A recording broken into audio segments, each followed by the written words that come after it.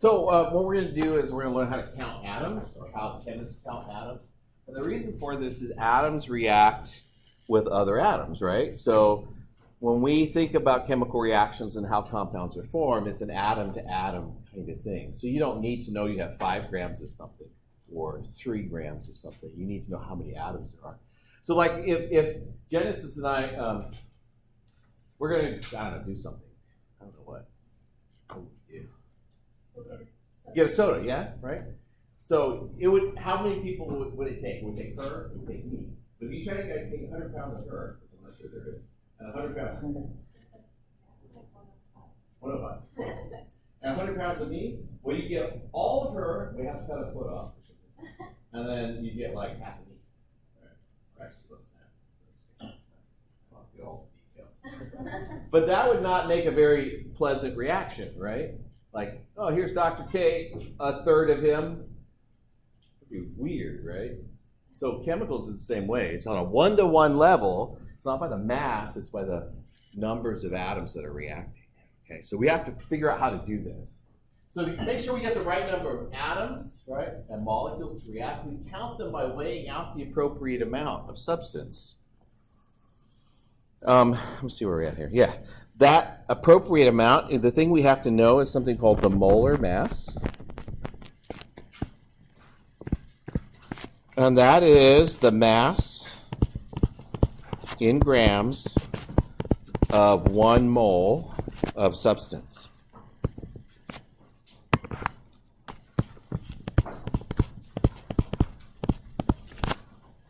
And then we know, although we don't usually do this calculation, I actually hate how books focus on this calculation so much, but we know that 1 mole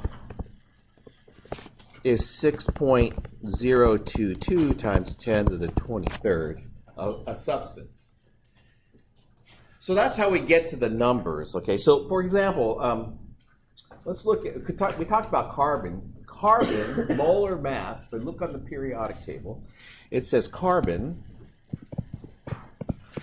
has a molar mass of 12.01, and that periodic table has another 1 on it. Your periodic tables that you use don't, so I'll just leave it like that. Grams per mole. And I know that if I have 12.01 grams, I actually have 6.022 times 10 to the 23rd atoms, right? So I can use the weight in place, since I know the conversion, I can use the weight in place of the number, okay? So we got to learn how to calculate this molar mass.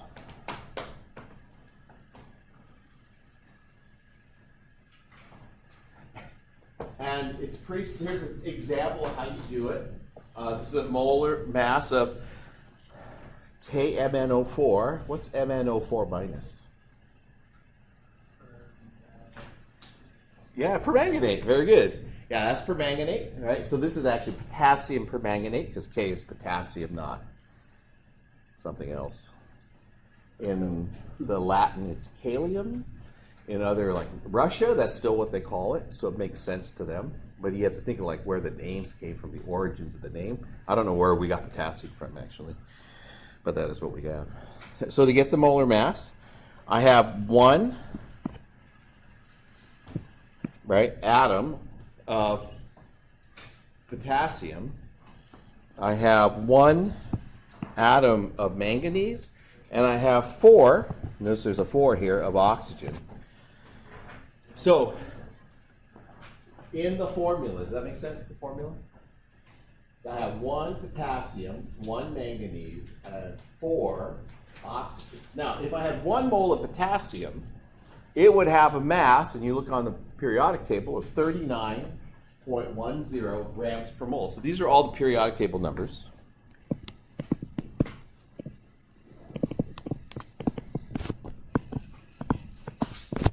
That. And so if I wanted to know the mass of potassium permanganate, I would say 1 times 39.1, that's the mass of potassium. Then I would take 1 times the molar mass of manganese, that would be 54.94, and then 4 times the mass of oxygen, which is 4 times 16, which ends up being 64. I add all these things together. That's the mass, molar mass of K and O4. That's what we would call it.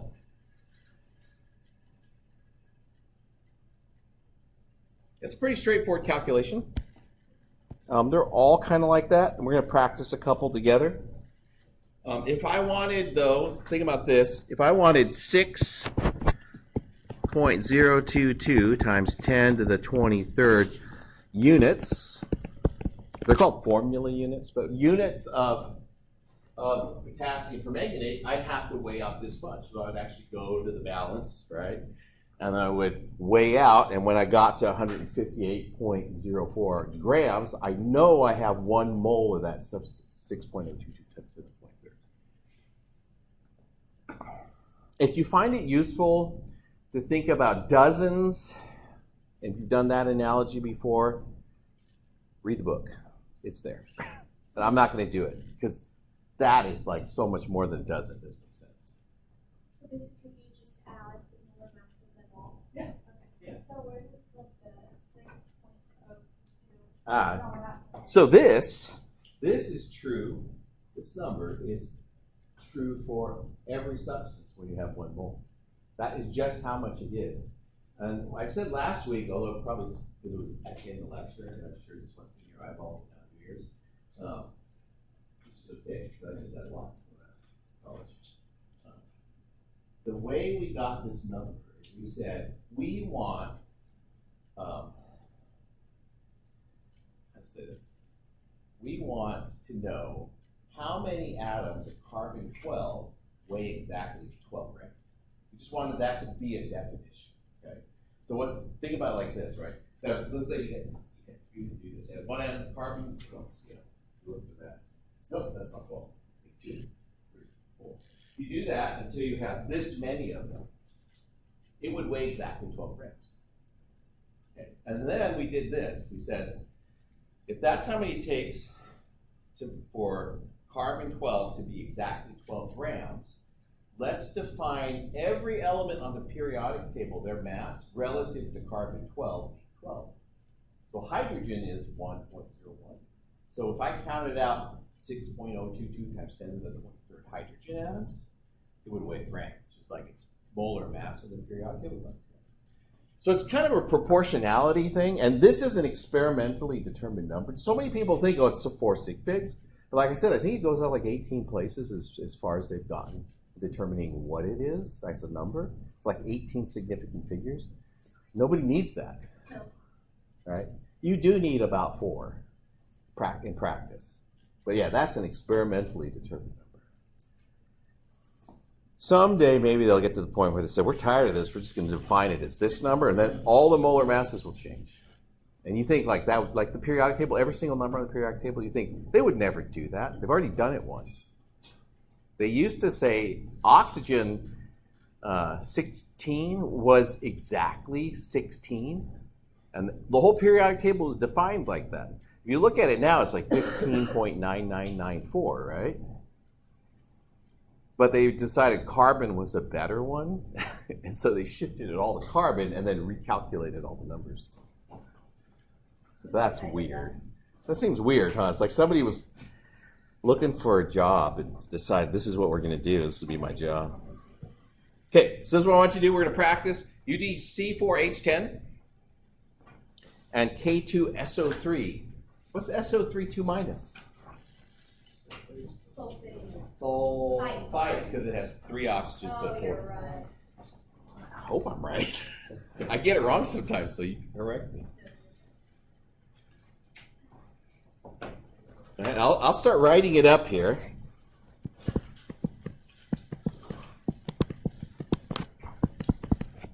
Oh, this is carb hydrogen. So I need 10. Let's do the carbon first. We'll do it in order.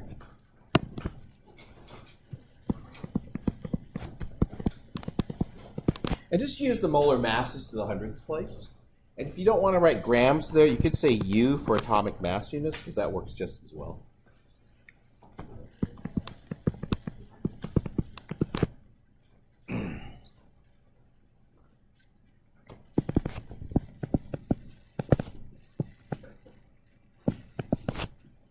this smell's going to get to me after a while.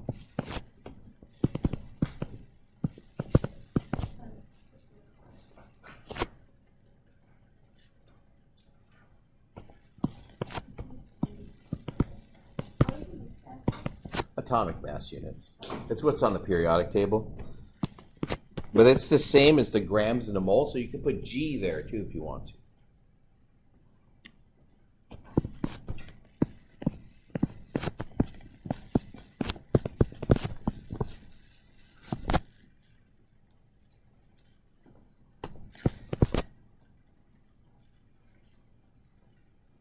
I don't know where I got 1, 2 from. To check my numbers.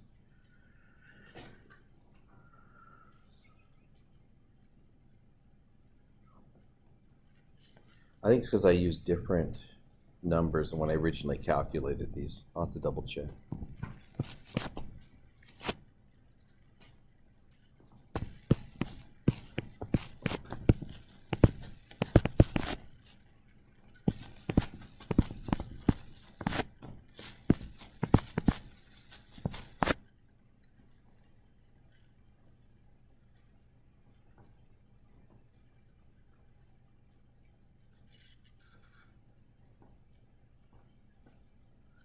Next one, what is potassium? 39 point. I wish I could see back in the class. Fixed.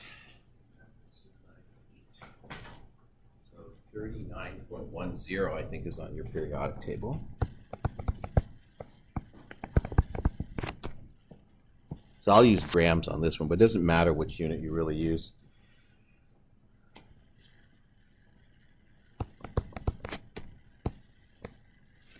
It's 32.07. Yeah. 2.07. 16.00, right?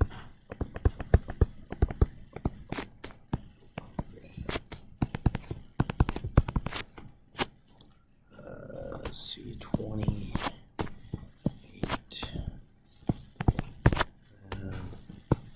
2.07. 48. So you should get something that looks like that, and then you can just add them up. Should get 158.7.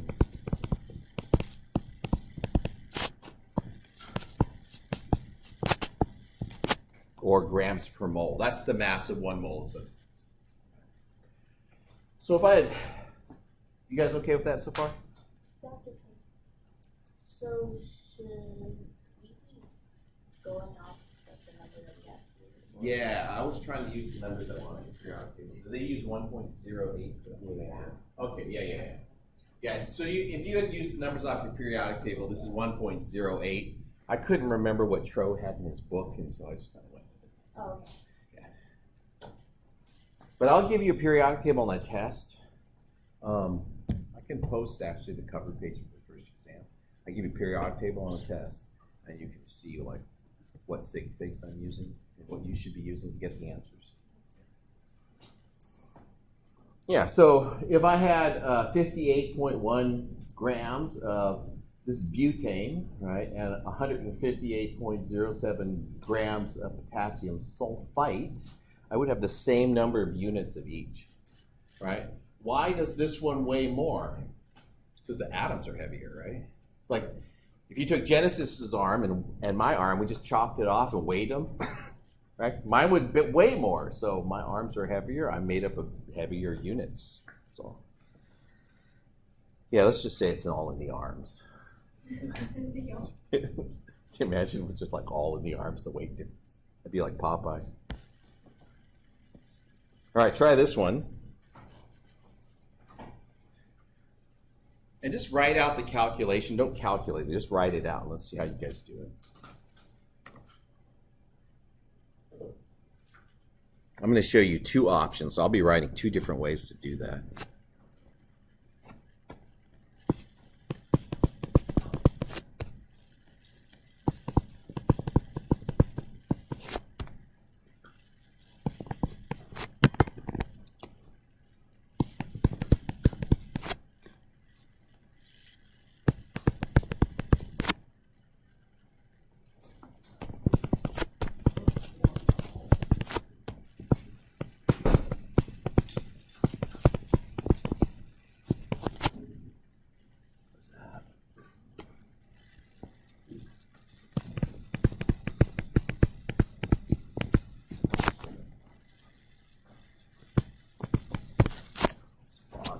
30.97.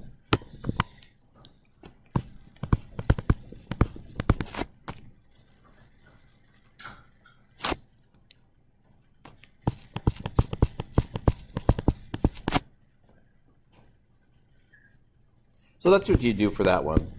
Pretty straightforward. You'll get you should get 149.096, and you know it only to the hundredths place, so you would round it to the hundredths place. And so I'm showing the last sequence of this calculation here.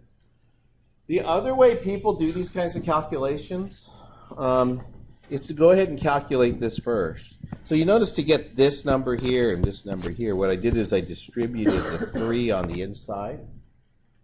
And that's how I got those numbers, okay?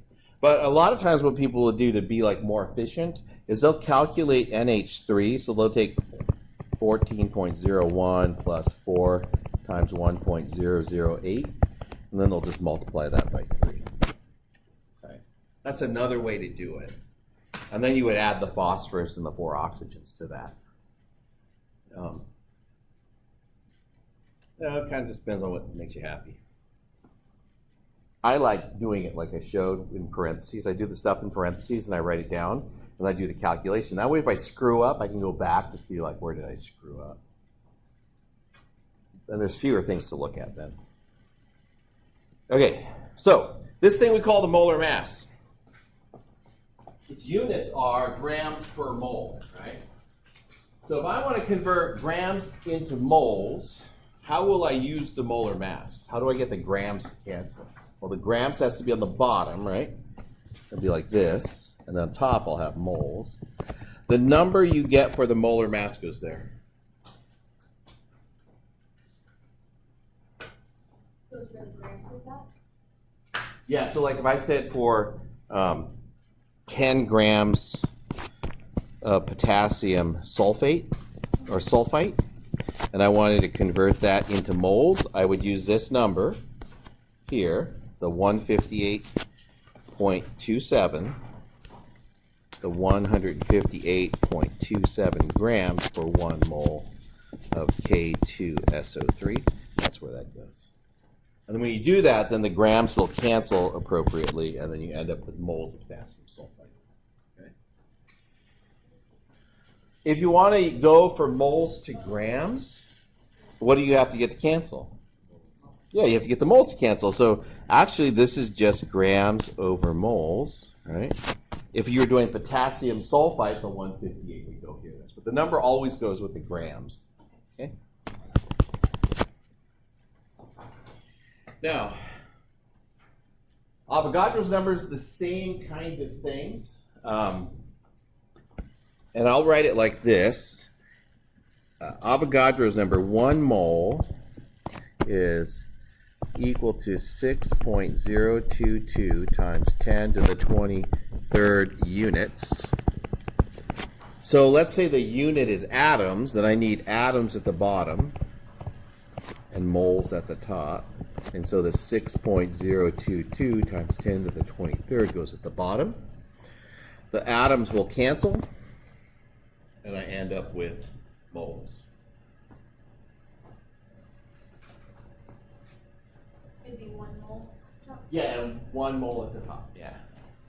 Which I'm very bad at writing a 1 at the top. I know it makes students crazy, but you don't write it when it's at the bottom, so why would you write it when it's at the top? I don't know. All right. And if you want to go for moles to atoms, you just have to get the moles to cancel, so then it's going to be 1 mole at the bottom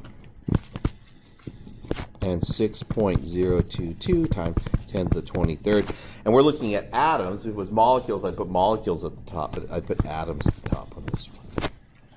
The number always goes with atoms. Yeah, and the number will always go with atoms. And for every substance, this is the number. Okay. It's not like you have to have a different molar mass. When you're going between moles and atoms or moles and molecules, it's Avogadro's number all the time. And its abbreviation, which I expect you to know, is that one. Not sure I'd ever really test you on that, but it might be part of a question that says which of the following is Avogadro's number, that kind of thing. All right, so this is what we're going to do. We're going to convert grams of butane into molecules, And this is a gram to mole to molecule conversion, kind of a standard conversion pattern. Right? This is what I expect to see you guys doing. I want to know the molecules, so I'll write that.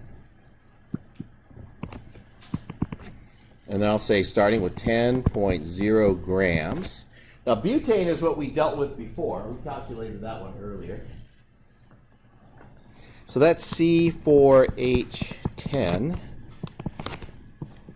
I need to get this to moles of C4H10.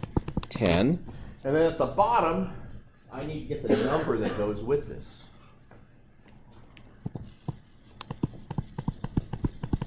What was the number? 58.12? So that's the number that goes in. That's its molar mass, right? And I'm doing that to get the units to cancel. And then I need to get it into molecules. And so I'm going to write 1 mole of C4H10 is on the top 6.022 times 10 to the 23rd molecules. And I will recommend to you at this point, whenever you write molecules and you mean molecules, write it out, because mole and molecule look exactly the same if you write them short, right? Yeah, just write it out. It's annoying. It's almost better just to leave it off. Like a lot of times I'll just do this. I don't even write that. I'll just put C4H10, knowing that it's that many of those. But you should, I think most of the time people have you write molecule. Do that calculation. So is it going to give us molecules?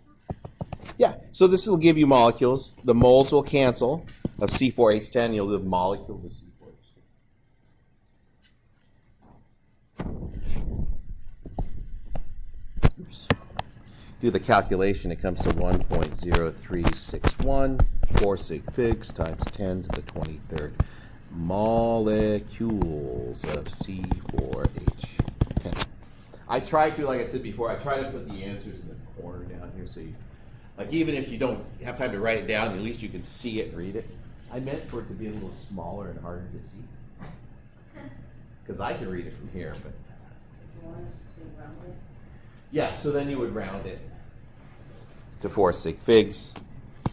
So that would come out to 1.036 times 10 to the 23rd molecules of C4H10. A little box around it because I'm so happy that I got to the end. Dr. King, Yeah. explain why it's only it's 4 significant. It's not 3 with the given 10.0. Oh, what? Good call. I just want Yeah, it's 3. Nice.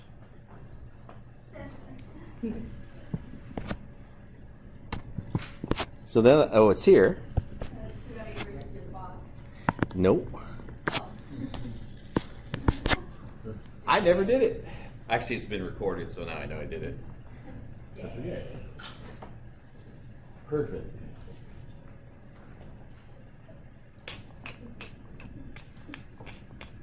All right. Go the other way.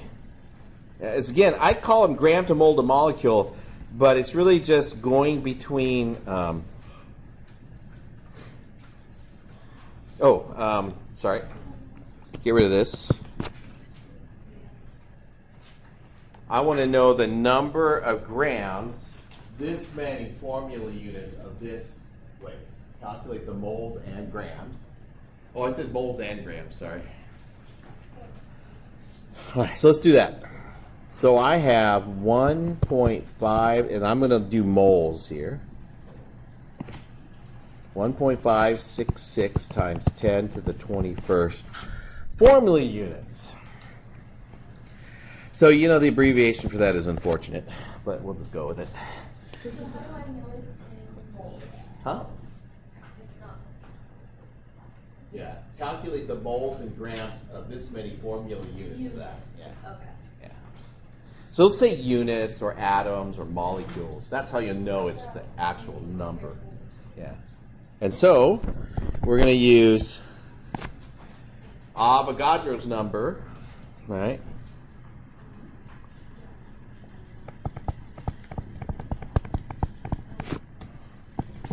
For every 1 mole of NH43PO4, like that.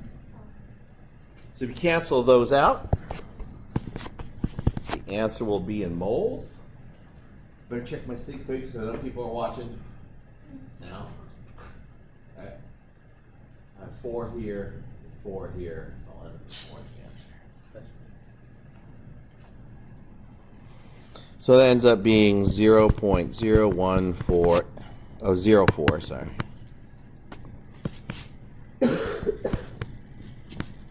Zero moles. You guys okay with how the calculations go? Pretty straightforward, just canceling units, but just I need to know that you're keeping up with that part. So wait. She came. I want to call you Ariana, but I know you're not. I'm not supposed to do. I'll get it. Yeah. What is the F you come from? Oh, formula units. Oh, It's yeah. That's the unfortunate abbreviation. So when we move grams to moles, the 1 always goes with the mole? Yes. Okay. Yeah. Well, no, from formula units to moles, the 1 always goes to the mole. That's what we're doing here. And when you're going from grams to moles, the 1 always goes with the mole there too. The number always goes with the other part. Okay, so the 1 is always. Yeah. What's the difference between mole and molecule? Oh, so moles is, okay, a molecule is just like one little molecule. A mole is like one little molecule times 6 times 0.022 times 10 to the 23. It's a whole bunch of them. So this is a whole bunch of these individual bits. So a molecule is smaller? Molecule is smaller for sure. It's a small amount. The number of atoms, so think about it like this. If I have 1 gram, right, of something, the number of molecules is big enough. Yes, Yeah. yes. The unit is small, but the number of them to make it up the same mass is big. Okay. Yeah. Okay, why didn't we reference the molar mass? Oh, I haven't done that part yet. Okay. I'm only at the moles, and it asks for moles and grams. Okay. To go to grams, I could continue the calculation, and then what would I use? I would need the molar mass, right? So I have 0.010401864 4 sig figs. Oops, sorry, I didn't leave myself enough room. Moles, and if I want to go to grams, I need 1 mole at the bottom, and I need to know how much that 1 mole weighs. So I go back to my calculation. It's ammonium phosphate, which was what? 158.6, like that. Let's just go back, just double check. 149.096, that's this one.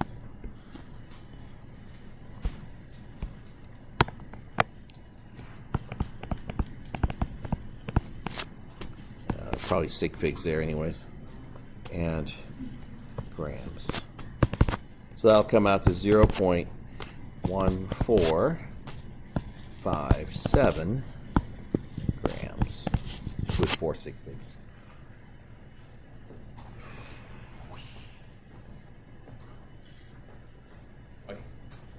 What's left? Is that the last slide? That's the last slide, right? Yeah, that's right.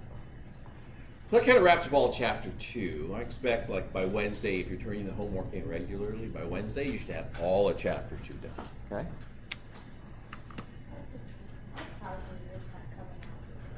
Oh, well, it could be that my calculator came out with the wrong answers. I don't know. I practically switched it to different. Oh, you kind of did it okay. Oh, no, you didn't. No, that's wrong.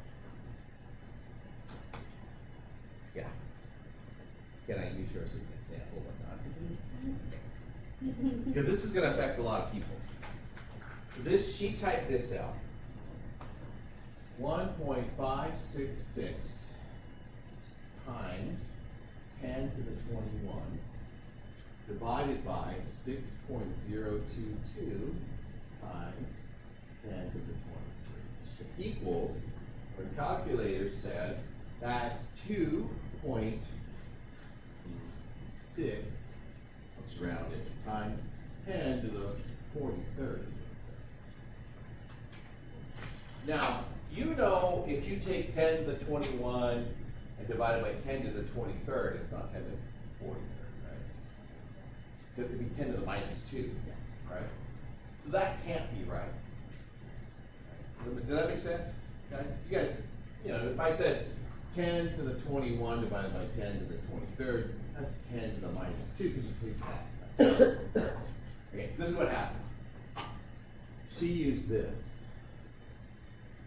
And when you're doing this, it says 1.566 times 10 to the 21st, which is fine. Then you're dividing by 6 and then multiply times 6 to the 23rd.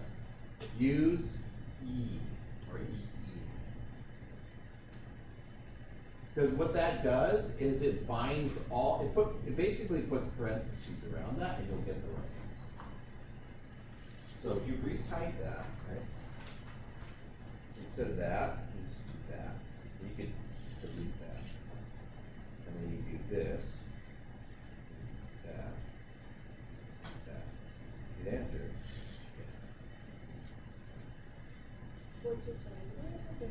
Well, it's off from there, but I'm just saying the way you put the numbers in is that's the first problem I saw.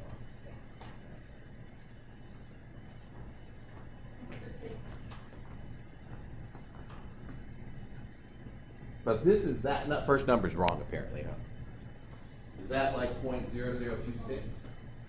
Like in you said use but Make sure you use the EE here. You're gonna get a weird thing in the calculation. So did somebody else? Did you guys get a different number for that? All right.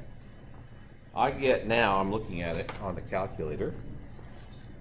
1.566 E 21 divided by 6.022 E 23rd. Yeah, did I accidentally just recopy the number from the previous slide? Is that what I did? Oh, that's what I did. My bad. I'll have to change this 0026 and then 00. So this is 0.002600. And then this number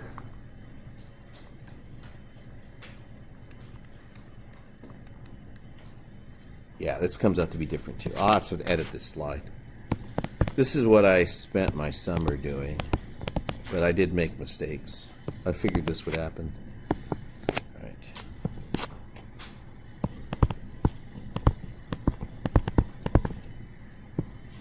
Okay. And then this number will be this number here. But the way you do it's still the same. Just make sure you get the units to cancel out. All right. Ooh, didn't mean to do that. Okay, questions? Like you get how to do it? Sorry about the number screw up there on that one. And make sure that you're using the E button for your calculation.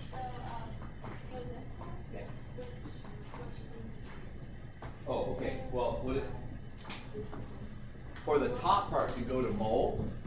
I use that with the 6.022 times 10 to the 23rd. I use this one because I wanted atoms. Yeah, I wanted moles, so moles had. If that makes it easier, but think about it. I wanted moles here, so moles has to be on the top. And then the other part goes on the bottom. The atoms are the 1.566. Yeah, it's the formula unit. So it's not just atoms, it's any unit of things. We have 6.0 units, 10 to the 23rd of that. That's a mole. In this context, the dozen makes sense. Let's say you had 24 eggs, right? How many dozen is that? 2, because you took 24 and divided by 12, right? This is the equivalent to that dozen, that number. So I'm just dividing to get to it. Okay, next. Let's save that and move on.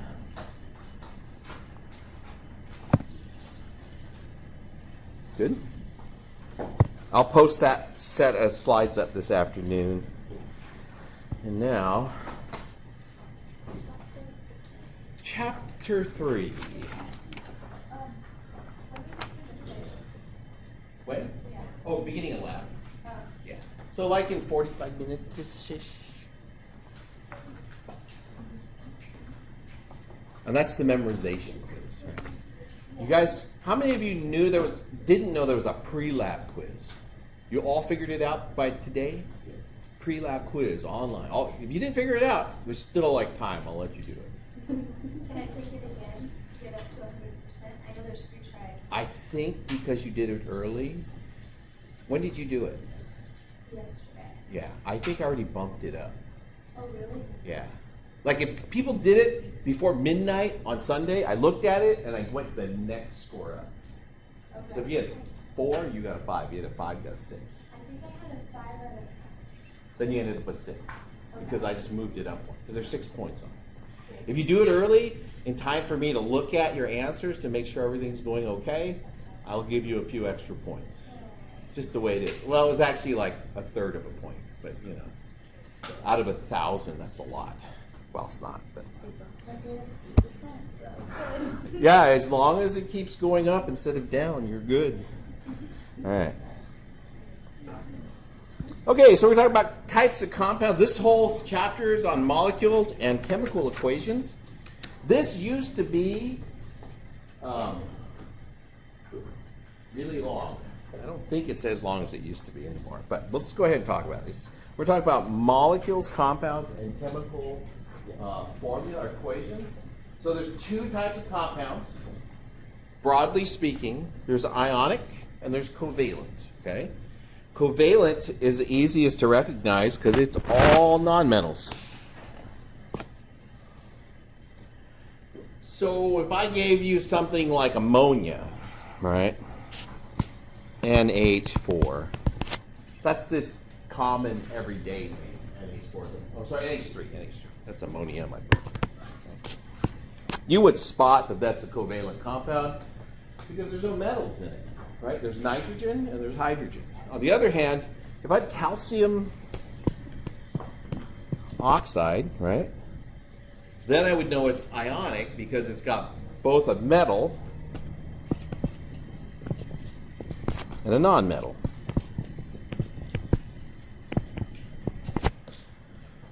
So metal means ionic, no metal means covalent. Now, when you have ionic compounds, they're always composed of ions, and ions just have charge. So we talked a little bit about like what the charges of the different ions are. Right? So I have cations. These are positively charged. And anions, like and the prefix means like to negate, means the negative charge.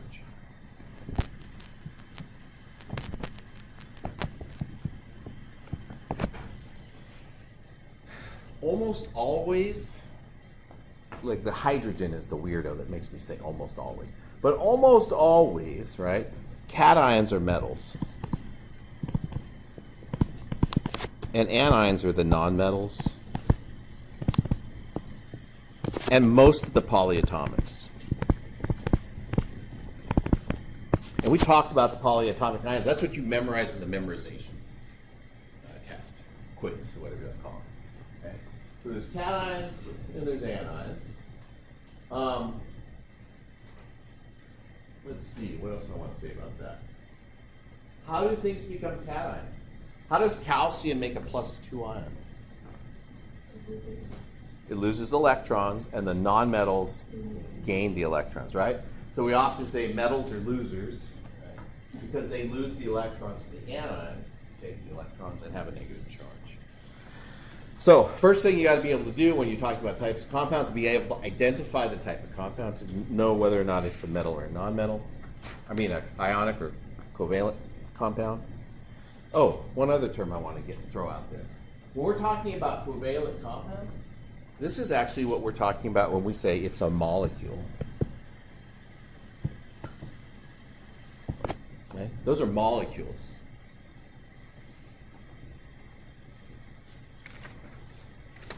Okay, so let's look at this real quick.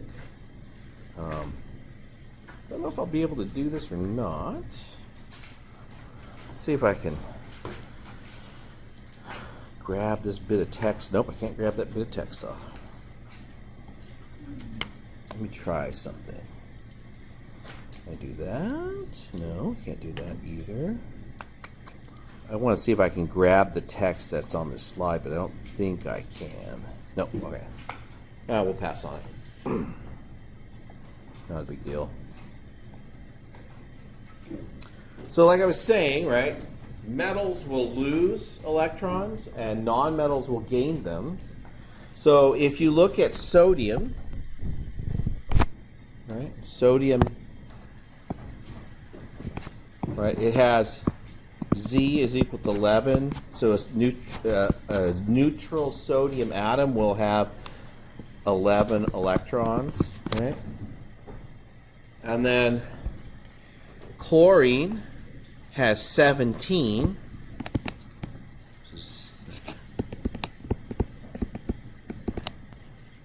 Or Z is equal to 17, so it has 17 electrons to make it neutral. Remember we talked about when ions formed. So I have chlorine on this periodic table over here. Right? Don't you wish the periodic table was where the clock was? Sorry. So, you guys in the third rule. You see it? Chlorine? Right. Just could have picked something like nitrogen, like just to make see it. Yeah. Chlorine wants to be like which element of the base ion? Argon wants to be like the closest noble gas, right? So it wants to pick up an electron. Now sodium is here. Which noble gas does it want to be like? Neon, right? Isoelectronic. Wants to be isoelectronic. So that's kind of what we'll say for now, although it's not completely true. What we'll say for now is one of the driving forces for what's going on here. The sodium can lose an electron, right? And when it does that, it has 10 electrons. So this is isoelectronic with neon. And then chlorine will pick up an electron, right? And so it'll have 18 electrons, this number here. That's isoelectronic with argon. And so one of the things that we often say in like introductory chemistry, there's other more like energy arguments, and we'll talk about these in a few chapters. But one of the driving forces is just the formation of these noble gas-like ions that helps give them stability. Now, once that happens, right, positive charges and negative charges, what do positive charges and negative charges like to do? They're attracted to each other. We talk about Coulomb's law, right? So in Coulomb's law, opposites attract. And what the sodium ion and chloride ion will do will actually form these neat little crystalline structures, little cubic structures that look just, like if you draw them, look just like a cube of sugar. Or salt, I mean sugar. Where'd sugar come from? Yeah, it looks like a salt cube. And the reason for the shape of the cube of salt is because this is what they're doing on an atomic level, just aggregating into these little units. Okay? Now, covalent bonds are a little different. This usually occurs between two nonmetals or more, right? And they share the electrons to form a molecule. So, I don't think I have any candy. Let's pretend this was a candy bar. I don't think I knew. You like candy? Yeah, he loves candy, right? Let's pretend we're siblings, because that makes this better. I'll be his little brother. Right? And I come, hey, big brother, look at this candy bar. What are you going to do? Take it. Take it. Ionic compound. Right? He's stronger than me. I'm weaker. Metals are the weaker. The non-metals are the stronger. Just takes it. Now we form an ionic compound. So what do I do? Share it. Try to get it back. I try to get it back. So am I going to try to get it back from here? No, I'm going to attack him. If he had like 4 little brothers and he was the big one, right? They would all go, give me that candy bar, give me that candy bar. You can kind of see that, right? He is. He's the non-metal. Yeah. So the stronger, the better at pulling the electrons away. Now, let's say we're twins. I like to pick on somebody who doesn't look like it. So, we're twins, right? Here's my candy bar. And you want it. What's going to happen? So what's going to happen is it'll stay right there. Nobody gets to eat it. It gets all smashed, right? That's a covalent bond. We're both equally good at trying to pull the electrons away. That's why, right? These guys take electrons from these guys. Non-metals take electrons from metals. But the non-metals, when they're fighting over the candy bar, can't take it. So it's stuck in the middle. So the electron is the candy bar? The electron's a candy bar. Yeah, so this is a candy bar.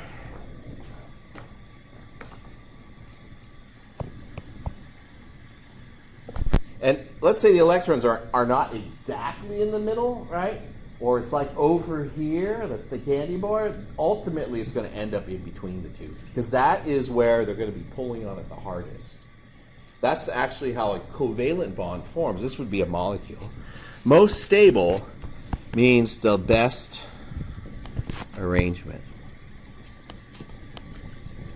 And that's going to be what we end up calling a bond. That's a chemical bond. In an ionic arrangement, somebody still has the candy bar and somebody still doesn't have the candy bar. Here, nobody gets it. So for the ionic one, Yeah. the non-metals would be like the older sibling gets it. Yeah. And Yeah. the strong person. Just takes it away. So now you can go, if you have younger siblings, you can go practice this at home. Hey, we're going to practice some chemical bonds. See this candy bar? You can't have it. Sorry. My wife does a nicer, gentler version of that. Like they want to share and everything. Yeah, it's not how. She's seen our kids. I don't know why she even says that. So, what type of bond would you expect to form? Okay, ionic versus covalent. Oxygen and nitrogen. What kind of bond? Covalent, right? They both want that candy bar. This one would be covalent. Carbon and magnesium. You notice how I didn't use the actual symbols. So you have to know the symbols. Carbon's a what kind of element? Yeah, this will be ionic, but carbon is not. Oh, sorry. Carbon is non-metal, right? And magnesium is a metal, so this will be ionic. So this is non-metal, non-metal. This is non-metal. This is metal. So as soon as you see that, it's ionic. Barium sulfate, or sulfite, sorry. What is barium? Isn't that like the metal staircase? Yeah, but look for barium, it's not even close. No. Alkaline earths, that helps you. Yeah. Yeah, metal, right? Anything left of that staircase, this staircase, that's all metals. Everything over here is all metals. Everything to the right is non-metals. The stuff on the staircase, except for aluminum and boron, probably semi-metals. Okay, everything except those.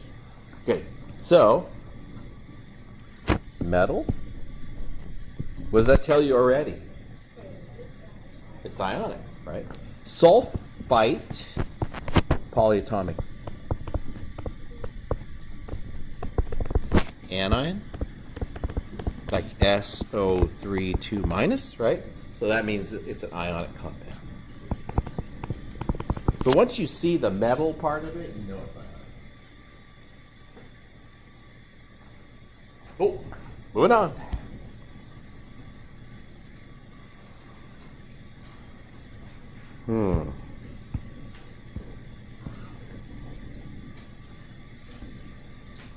Oh, yeah. So, this is a little bit of background information before we go on too much further. I want to make sure we get some definitions out of the way.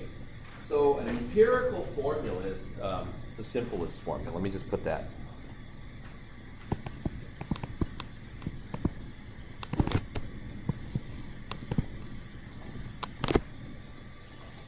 And really what the empirical formula is the formula that gives us the smallest whole number ratios of the elements.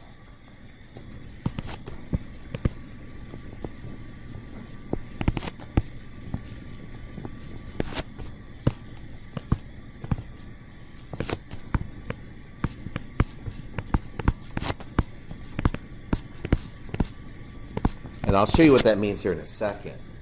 The molecular formula, okay, is the actual number of elements in a molecule. Let me do this. Number of each type of atom in a molecule. I'll talk about structural formulas in a second, but a structural formula actually shows you the shape. Shows you the actual numbers. It's like a molecular formula that's been expanded to show the shape. Okay. I'm gonna put that as a definition anyways.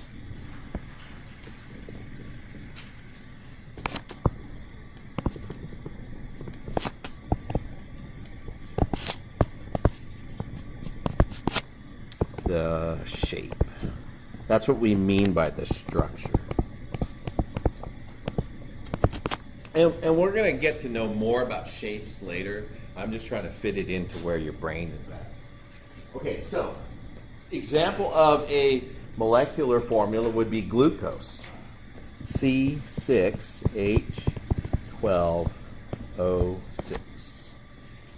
So if you have a glucose molecule, that's the sugar your brain feeds off of. It's the monomer for all the carbohydrates. Or starches, I should say. That's a molecular formula. In each molecule, there's 6 carbons, 12 hydrogens, and 6 oxygens. The empirical formula version of that is just CH2O.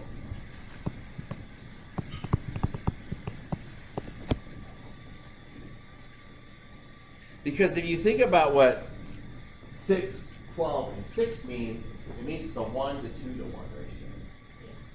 That's the simplest whole number ratio for that. Did you say this one's glucose? That's glucose, yeah. Well, okay, that's kind of a lie, but that formula represents like 18 different, 16 different sugars that have that formula. Yeah, there's a whole bunch of them. But you know, you learn it as like biology. They'll say this is glucose, right? That's fructose too. It turns out it's mannose. It's galactose. It's, you know, there's like all these sugars that have exactly the same compositional formula. They all come down to the same empirical formula. The guy who figured it out, his name was Fisher, did some amazing work. I basically tell people with the light bulb and figured out all 16 structures in his brain. He had to guess a little bit, but even so, that's pretty remarkable. So let's say I have H2O2. What kind of formula is that? Molecular or empirical? Molecular, right? Because what's the ratio? It's 1 to 1. 2 to 2 is the same as 1 to 1. So this is a molecular formula. Okay, so let's practice a little bit. Oh, some others, again, I have this bad habit of talking before I look at my next slide. That's actually what this slide is, right? These are examples of molecular formulas, like a C.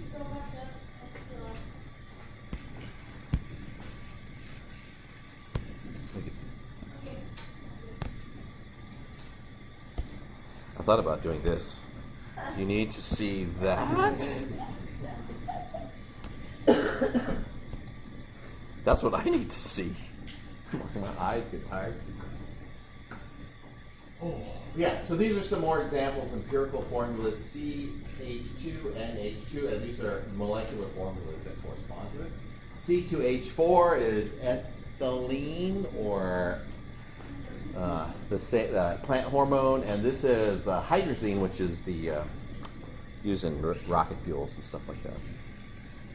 Okay, identify these as molecular or empirical formulas. And then we'll go back through them. Oh, I get passionate about it. I'll give you a different one.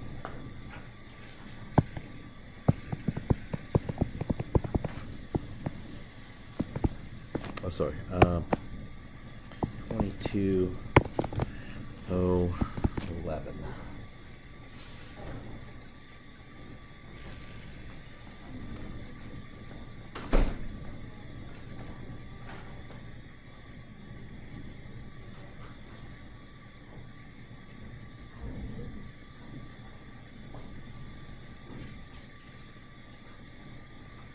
Oh, good, I got it right. I was guessing what the formula was. Okay, what's the top one? Empirical, right? That is the smallest whole number ratio. Because if you take 5 and divide it by 2, you get 2.5, and that's not a whole number.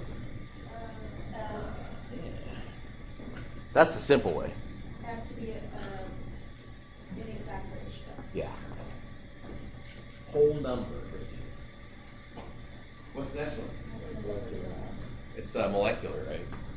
That's what we would call it, even though it's ionic.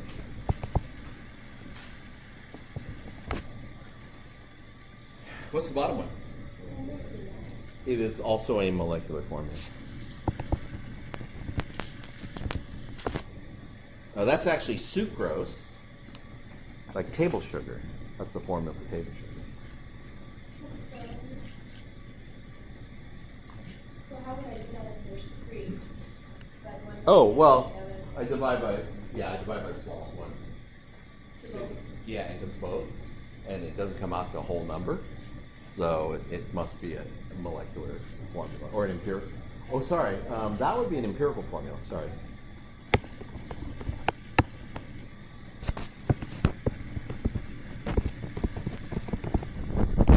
But it turns out it is also the molecular formula for sucrose. It turns out its molecular formula and empirical formula are the same.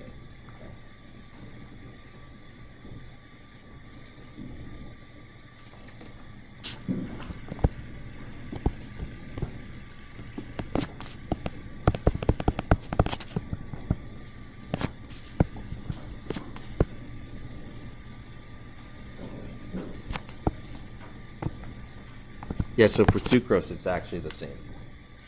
All right.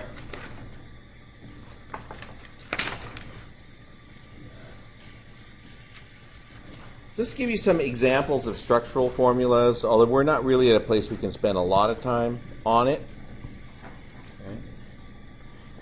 Okay. When electrons are, this is it, sorry, I don't know what slide it is now, but I'm talking about types of chemical formulas. For structural formulas, we use lines to represent the shared electrons. A covalent bond is made by shared electrons. These are the shared.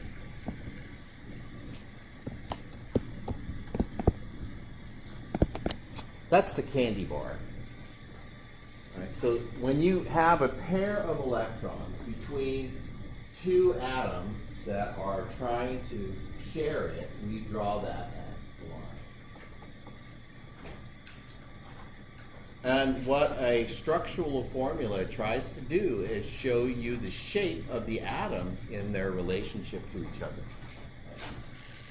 So as I put, show how atoms in a molecule are connected or bonded to each other.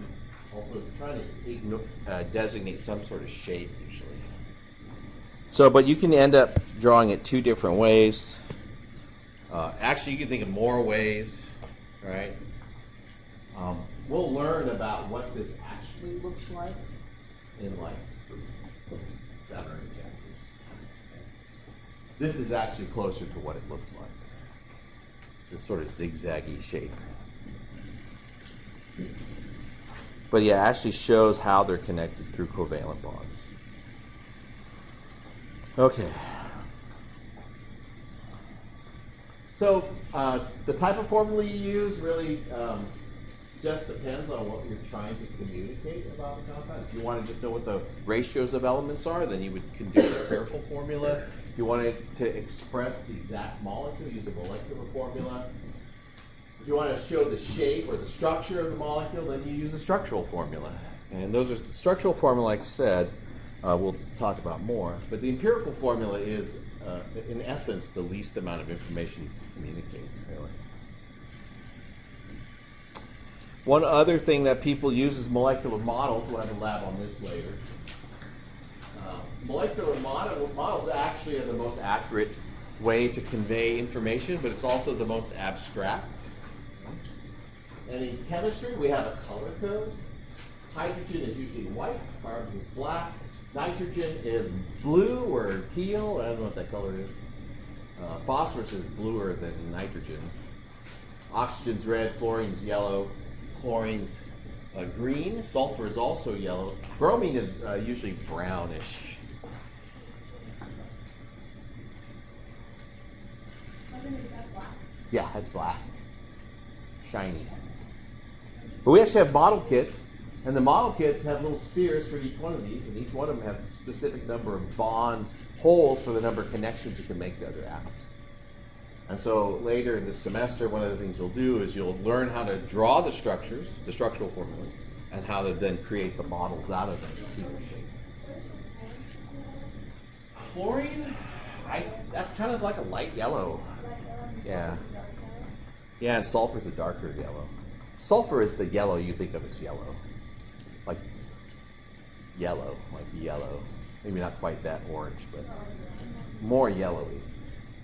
Okay, so I'm a chemist, and I'm not very good at colors, so that's about the extent, so don't ask me much more. Two of my children are color blind, and I always tell people I'm color stupid, so there's a difference. I can see the colors, I just don't know what to call them.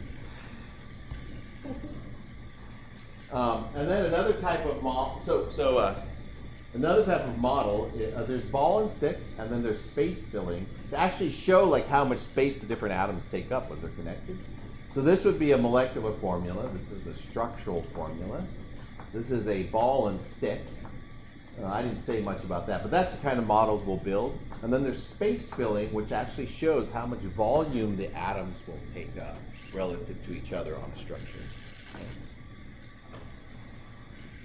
But each one of those conveys more information. I'm going to skip that slide. You can read that. I talked about this a little bit in the last chapter. And I'll go over it again. It's important to know. Most of the elements exist as atomic elements. That is, their simplest unit is an atom, an individual atom. But we also have molecular elements, and we talked about those. There's the diatomic elements, which on the periodic table go from nitrogen to oxygen to fluorine and then down to iodine, and then who knows what that is, because we don't have enough of it to really know. And then hydrogen, and there's a total of 7, and they make that 7 shape on the periodic table. Those all exist as molecular elements. The other molecular elements are phosphorus and sulfur, which are P4 and S8. P4 makes sort of different tetrahedral arrangements. One of them is actually red, and one of them is actually white, and it's what used to be put on matches when you struck a match. It's very unstable, so if you struck it on a surface that was rough, it would ignite. And S8 is sulfur, yellowish element actually. Looks like a stop sign. Okay, we're going to spend a little bit of time naming compounds. Maybe we will. Let's see how far we get. Yeah, we're going to do...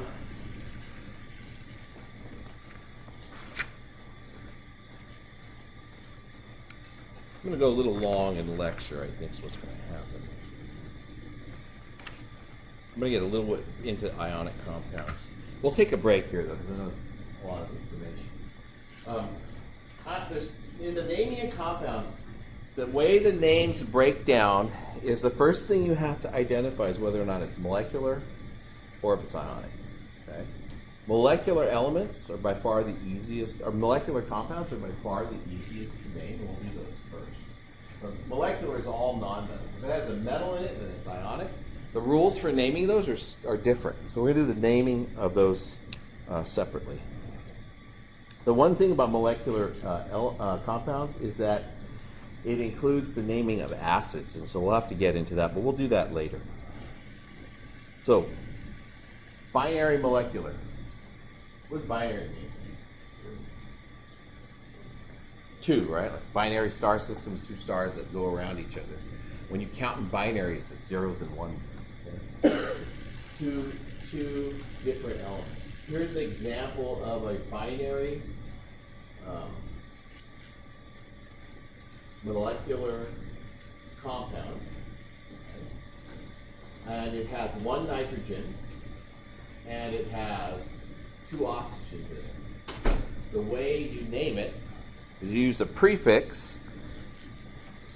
to indicate how many of each element there are, and the only real rule is we don't usually use mono on the first one. So if you wanted to name this, what's that element? Yeah. And what's that one? It's oxygen, right?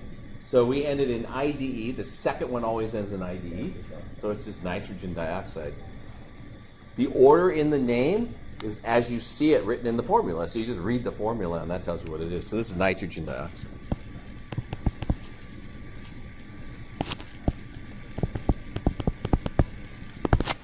What's N? Let's do this. What's CO?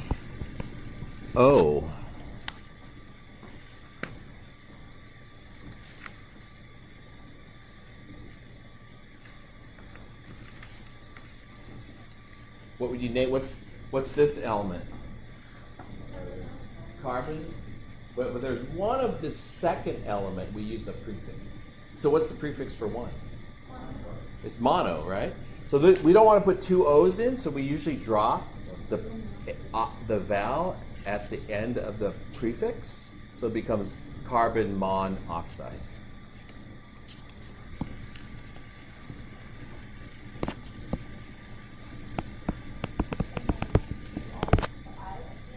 Yeah, and that tells you it's the second element. What's this? What's the formula? And so you're going to realize, like, this part of it is really easy.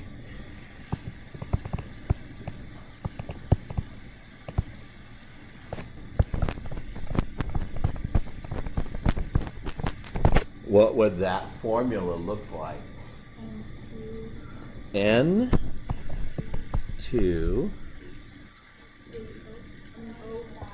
O, and what's pent? 5.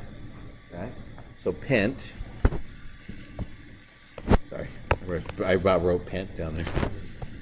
N2O5. That's it. That's the easy one.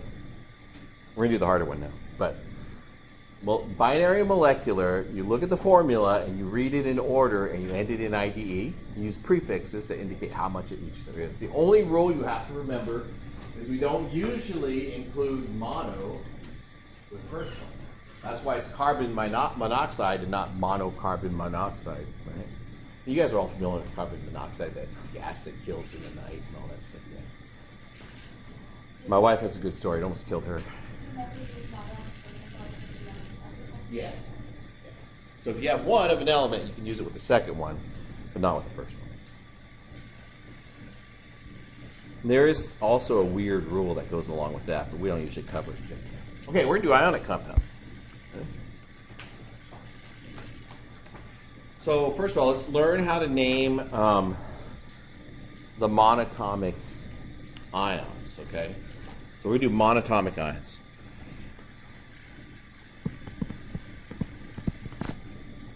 They also end in IDE, right? So bromine would be bromide, and oxygen would be oxide. It's called the stem. It's the first part of the name, ending in IDE.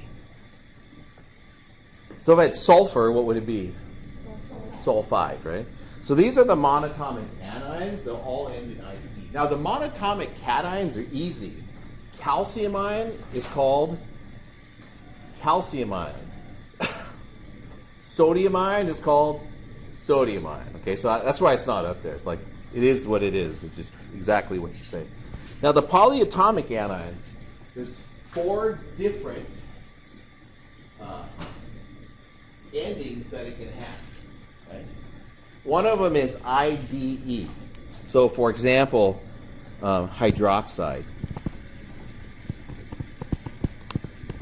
That's just OH minus. So it's the same, actually, when you do the naming conventions for things that end in ID, it's the same as the monatomic ions. Okay? There's also cyanide, which is CN minus.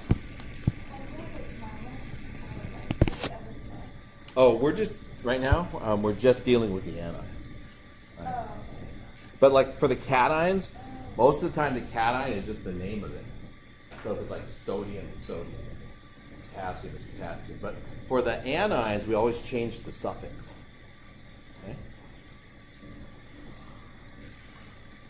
Okay, ITE, so SO32 minus is sulfite,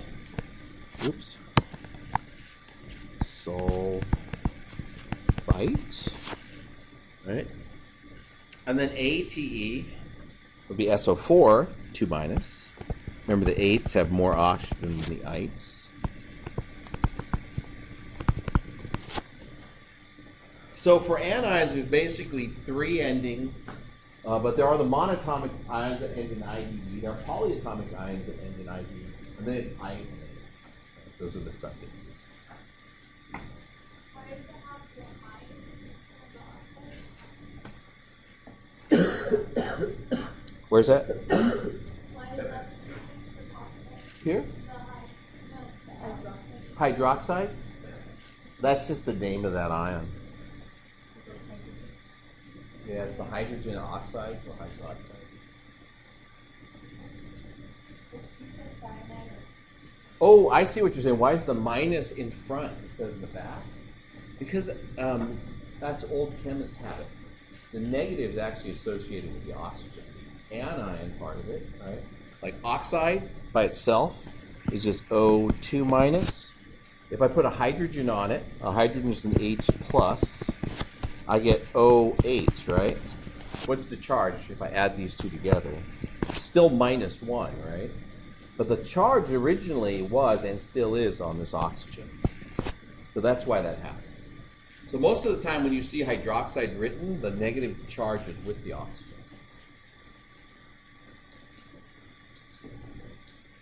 And then we'll do Lewis structures later, and you'll be like, oh, that's why the negative charge is like this. There's a negative charge there. Yeah, for now, just take it. That's the way we usually write it. Oh, and we'll take a break after this. I mean, you can see it all in your faces.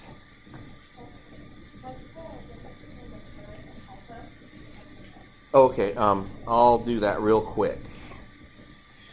So, per oxide, so if I do like this, this is, I think maybe the example I used in the,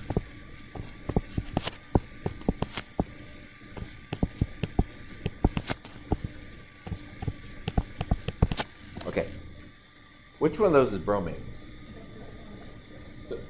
Bromate. Third one, this is bromate.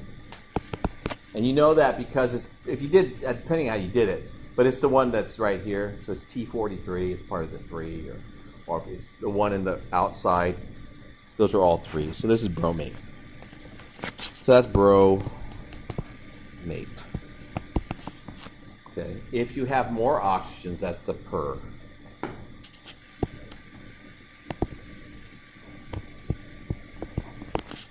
If you have less oxygen, it's what? Bromite. And if you have even less oxygen, then it's hypo. Yeah.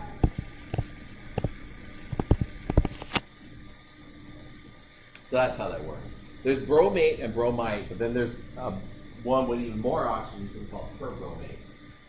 You can think of it as like hyper, but I don't want you to write hyperbromate. That's not what it is. And then if it has even less, then it's hypobromite. So bromate, bromite, hypobromite, or bromite, bromate, perbromate. It's going either up or going down.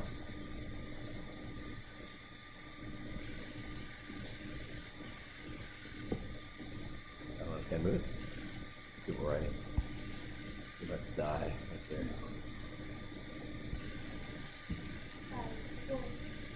This is what I was trying to show you last week to help you memorize it on these slides. And there's the T43. And again, I'm not going to go over this again because I did mention it last week, but there's the T. There's the 4. There's the 3. You notice the noble gases are missing on there. Or you can just remember these all have 4, these all have 3, these all have 3. And the charge, right? -1, -2, -3, or -1, -2, -3. So if you can remember patterns like better than you can just straight up memorize stuff, then that's the way to go. Because that's how I remember it. I can't remember like lots of little things. So if I were to write it as, normally it's written on the 3 minus, if I were to write it as -3, is that incorrect? Okay. I don't care. Okay. But if you ask somebody who's a little bit more anal, is the word, like real like uptight, they're gonna be like, oh, that's completely different. Okay. But not different then? The same. -3 just means -3, right? 3 minuses means there's 3 negative charges. Oh. Who cares? I'm not that uptight. Okay. Just again, this is right. One of the things I was telling you about before. If you know the 8s, you automatically know the ites. So if I wanted you to write nitrate, what is it? NO3 minus. So nitrite would be NO2. Ites are less than the 8s. If I wanted to do sulfite, the thing I would tell you to do is remember what sulfate is. What's sulfate? It's 4, right? So it's SO4. 2 minus, right? Because it's -1, -2. It's the second column over from the noble gases. That's how you remember. So sulfite would be SO3 2 minus. All right. Charge stays the same. You just have to remember like oxygens are changing. And when you do Lewis structures, it all makes sense to you why the charge doesn't change. But for now, just go with it.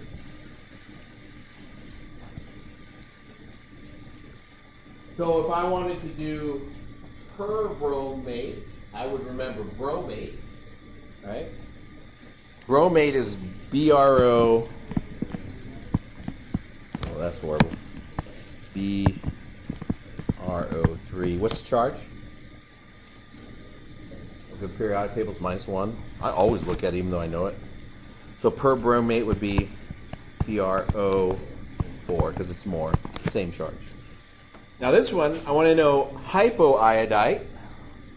I would in my brain start with iodate, go to iodite, and then go to hypoiodite. So even if this is what I wanted, all right, this is the thing that's immediate before, but I have to remember iodate because that's what I get off the periodic table, right? It's going to have, iodate will have 3 oxygens on it, be IO3 minus, so this is IO2 minus, so this is IO minus. And I just work through that series. Eventually you don't have to do that. You'll just remember, oh, hypoiodite, IO minus. Hypochlorite, ClO minus. You'll just know that. Just like you know, like A, B, C, D, E, F. Yeah, see, you know that letter, right? How do you know that? It's just after a while, you've said it so many times. All right. Oh yeah, this is the list that you're supposed to memorize. All right, so we'll.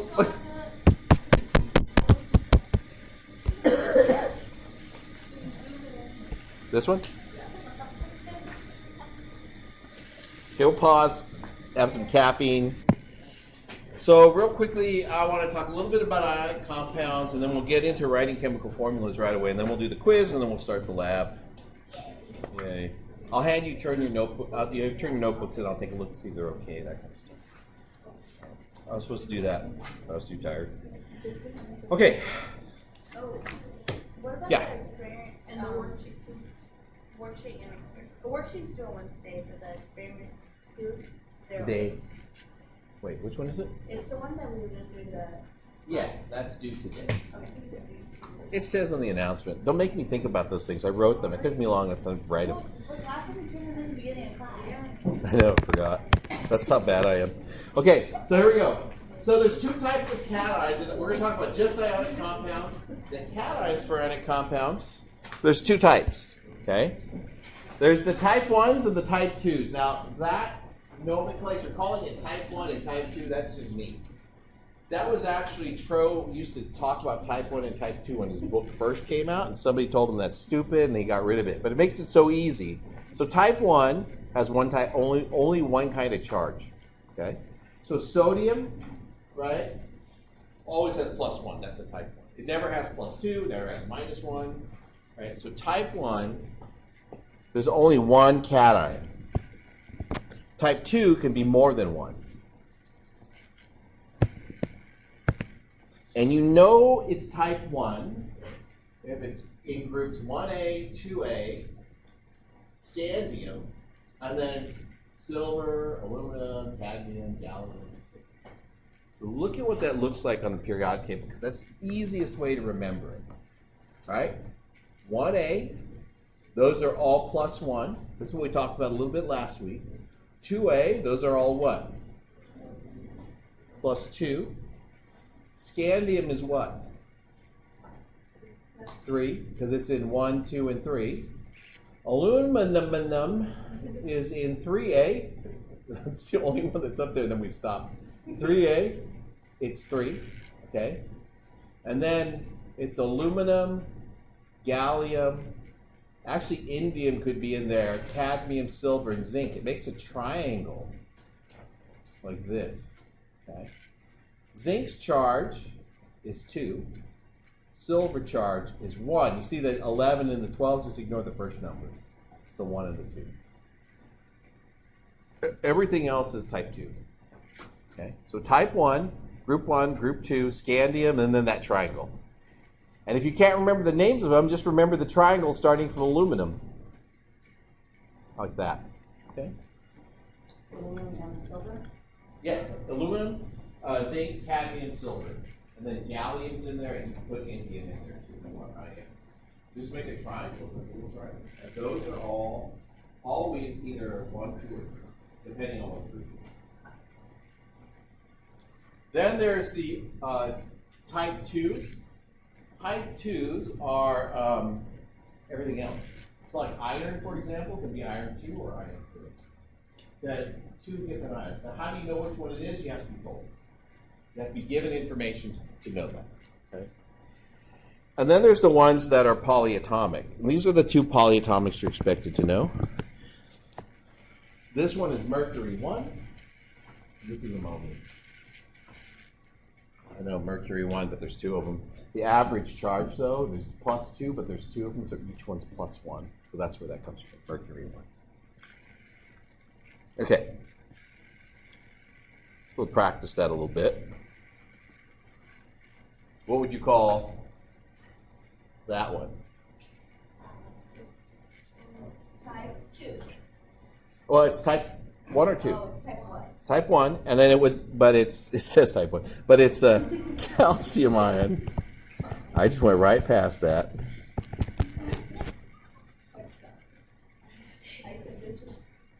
confidently that was type 2. Just a second. Right, cadmium ion, what would that be? What would the formula be? We have to know what cadmium. What's cadmium's element symbol? CD. CD. Good. All right. What's its charge? And look on the periodic. Yeah, on the periodic table here, it's +2. Metals are all positive. Scandium ion. SC. Where is it on the periodic table? I'm pointing at it with the laser if you don't know. Yeah, so it's +3. So 3 plus. I don't care. Iron, now here's the thing about type 2. You got to be told the charge. Unfortunately, we're still stuck in the good old days, and we're using Roman numerals in here. So iron 3 has a charge of 3. So you would write iron 3. And Roman numerals with parentheses right after the element name. What's Cr? Chromium 3 ion. Ooh, chromium 3 ion, yeah.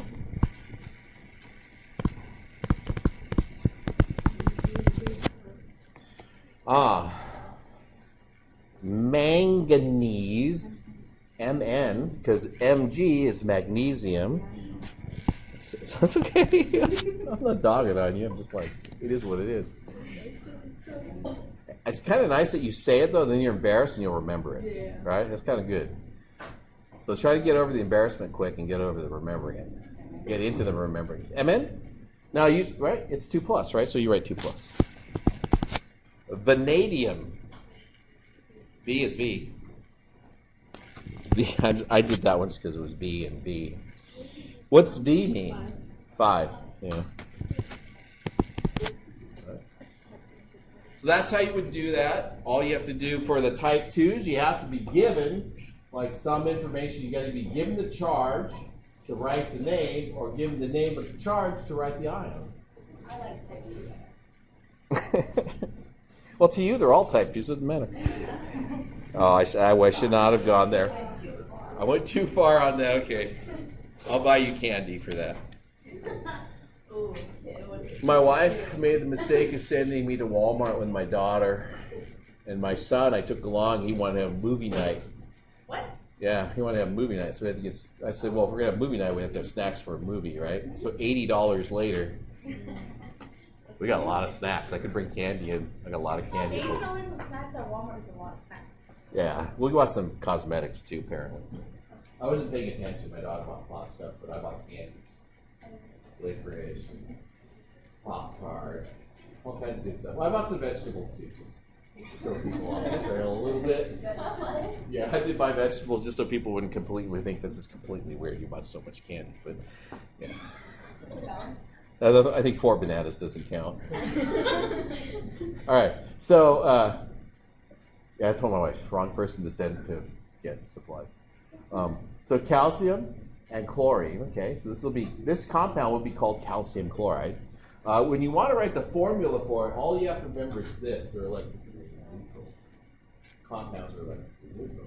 You got to balance the pluses and the minuses because that's the electrons. So how many Cl's do I need to go with this Ca? 2. So it's CaCl2. Pretty simple so far. All right. So what we're going to do is you're going to practice. Go ahead. Why do you put it on the scale? Because I need the subscript refers to the thing immediately to its left. Right? H2O, right, is 2 hydrogens to the left. So you put the subscript right next to it on the bottom. So if I were to give you Ca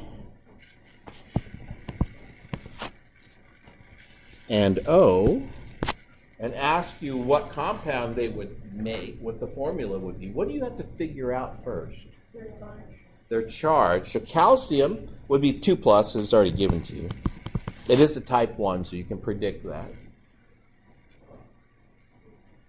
And oxygen would be a 2-. So how many of what would the formula be? Just CaO, because they would come together and the charges would cancel. Okay? Now, you're going to learn this, and it's not a bad habit, it's not a bad thing. You're going to learn this thing called crossing these to get the right formula. You're just going to go like this. But then if you did that, you'd be Ca2O2.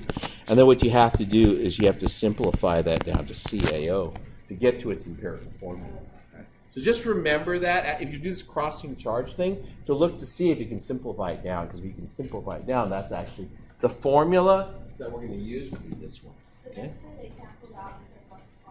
Yeah, yeah. And why is the one the positive? Because it lost the electron. The one's negative is because it gained the electron.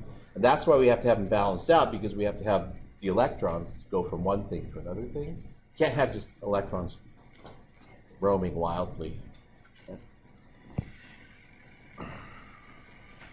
Kind of like my teenage son. I looked in the back of his car, the whole piece of toilet paper.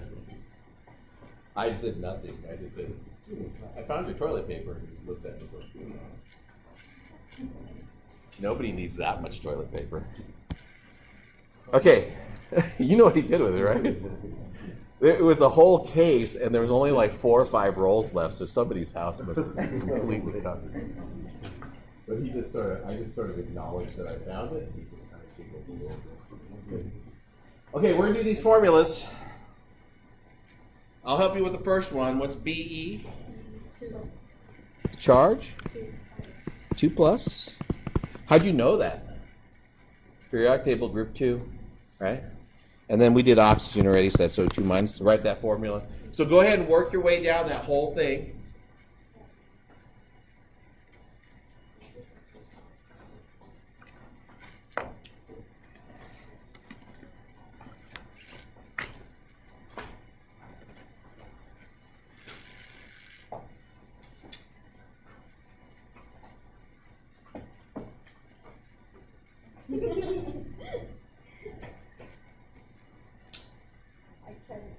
And I will start writing formulas here.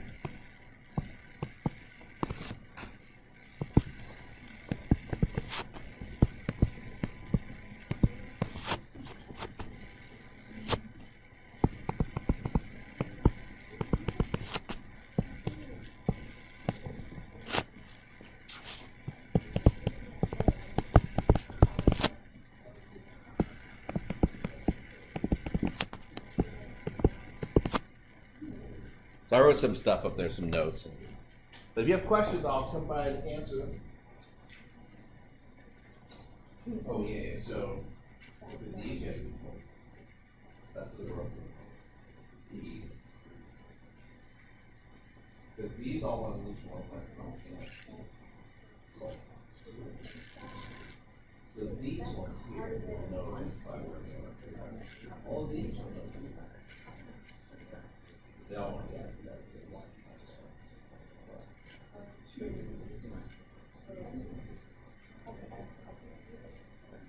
yeah, that's the one.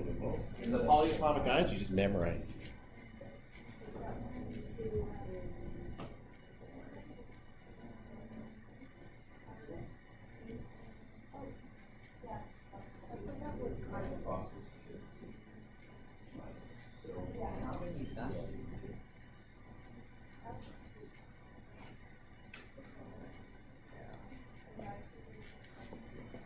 Yeah, but no, but this is phosphide. We're talking that's the 8, right? You're a little bit careful, right? So, but the 3 doesn't go here.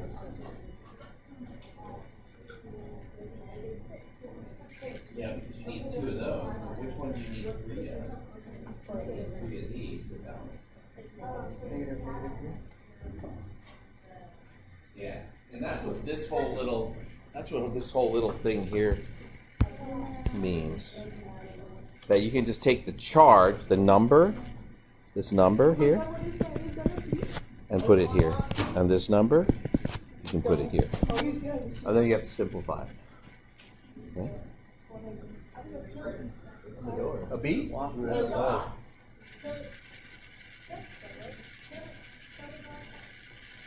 let it go outside after I do that.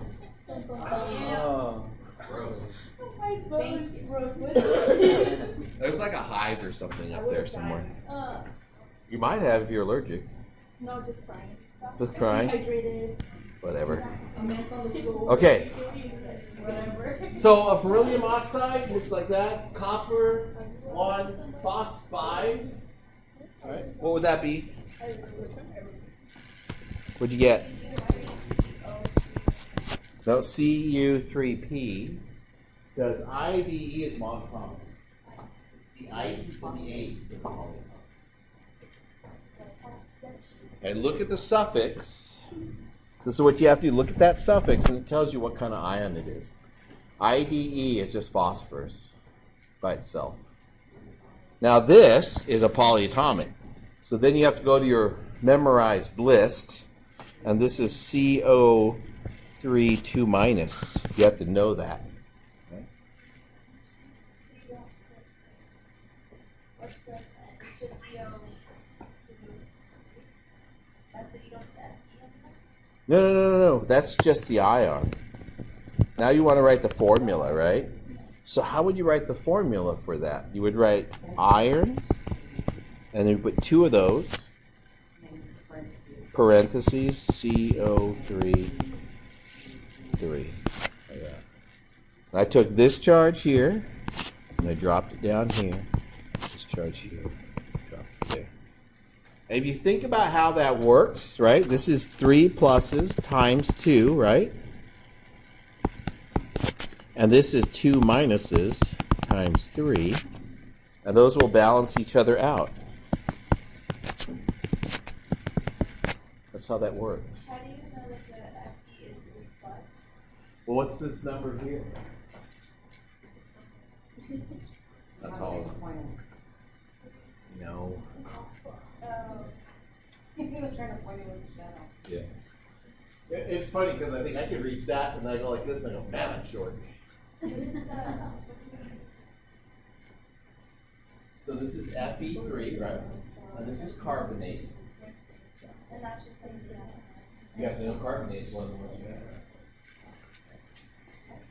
That's one of the reasons why we try to force the memorization early, because then when you get to the section, it's just so much smoother, and you relearn it as you go along.